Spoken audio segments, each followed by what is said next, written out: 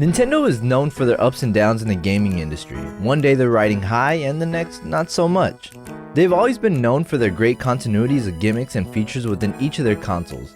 And if you know me, or you're subscribed to the channel, you'll soon realize that the 3DS is probably one of my favorite Nintendo creations. Stemming mostly from nostalgia-based bias, there's so much that I remember from having a 3DS. One of those memories being Nintendo's StreetPass. So now, 10 years later, I sit and wonder, what happened to Nintendo StreetPass? In case you're not aware of what it was, the 3DS had a passive function called StreetPass, in which the system would basically exchange data to another 3DS user if you were within close enough proximity to them. Once you'd pass another user on the street, the LED on the 3DS would light up green, indicating that you received/sent out StreetPass data. And with the data that was exchanged, you were able to do a multitude of things with it, depending on the game both users had. For instance, Animal Crossing New Leaf would allow you to see the other user's home interior, Mario Kart 7 would allow you to see their ghost in time trials, cool I guess. Fire Emblem Awakening would allow you to buy certain items from the other user's team, and my personal favorite, Nintendogs, would allow you to receive gifts and information on the other user's pets, sometimes having them show up in between walks with your own pet. But if you didn't have any of these games, one game that every user did have was StreetPass Mii Plaza. Because it was directly integrated into the system software from launch, every user was able to meet with one another through StreetPass. When another user's data was exchanged through StreetPass, you were able to use their Mii data through two preloaded games, Puzzle Swap and Find Mii.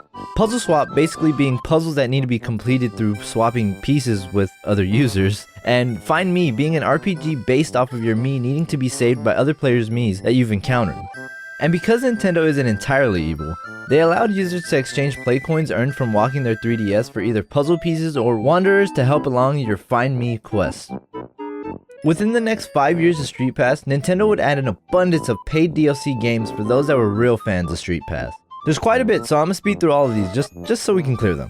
Find Mii 2, the sequel to Find Mii 1. Mii Force, a space shoot 'em up. Flower Town, a garden simulator. Warrior's Way, a battle simulator using rock paper scissors. Monster Manor, a puzzle RPG in a haunted mansion. Ultimate Angler, a fishing simulator. Battleground Z, an action game fighting zombies. Slot Car Rivals, slot car racing. Market Crashers, legal gambling. StreetPass Chef, a cooking simulator. Mii Trek, an adventure game finding artifacts. And Ninja Launcher, Angry Birds. As a kid, this feature was so great to me, it made me want to actually get out of the house just to see that little green light flash on my 3DS. Seeing what other users' Miis looked like, or even whatever game they had been playing recently, was such an amazing thing to witness. It felt like finding a note left by a stranger that had a funny message on it. A memory I have with StreetPass is being a couple hours in on a family road trip when all of a sudden my 3DS started flashing green, and sure enough, we had passed another user either in the car next to us or on the other side of the interstate, but it just surprised me at how well the function worked. And to answer the question, what happened to Nintendo StreetPass? Nothing happened to Nintendo StreetPass. It still works, but sadly no one is carrying around their 3DS anymore. Because it was a passive function built into the 3DS, as long as another user has their 3DS, you're bound to have them show up in your Mii Plaza. There was the function called StreetPass Relay, in which Nintendo turned over 29,000 Wi-Fi access points into hotspots that would hold your StreetPass data and pass it on to the next user to exchange with. It allowed users to gain way more StreetPass data, but sadly it was shut down in March of 2018. As of recently, a Reddit user that goes by It's Me Fizzy spent an entire day in New York City with their 3DS only to rack up 0 StreetPasses. It's quite a sad thing to see, I will say, but apparently users have been able to exchange data with others at places such as gaming conventions. And although the 3DS is already a decade old, it would still be nice to see some sort of social functions like this within the Switch. By the looks of how successful the Nintendo Switch has been, I don't see a reason why Nintendo couldn't profit off of this. It's either that or everyone needs to start carrying their 3DS on them once again.